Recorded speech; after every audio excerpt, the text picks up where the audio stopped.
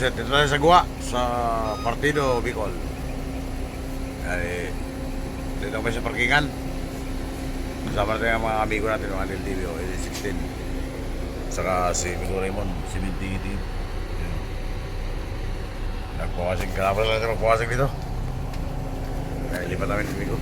Sa kabila, kay maputik dito. Bababa.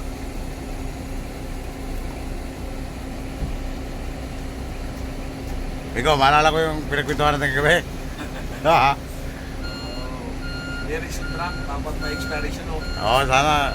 Dapat yung marriage contract, parang lisensya ba?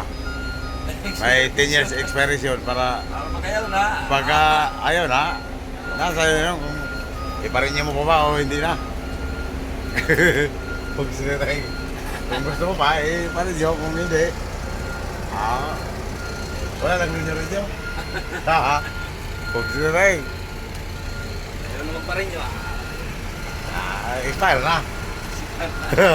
Kung sinatay, dapat sana ganun ang marriage contract, may kumagsit. Amang nanak mo kami kagabi. Napagkintuhan namin ni partner. Diyan. Yan tayo, igas pagitan yan. Pwede rin ito. Yung manipis-nipis ang damo. Oo, manipis-nipis ang damo.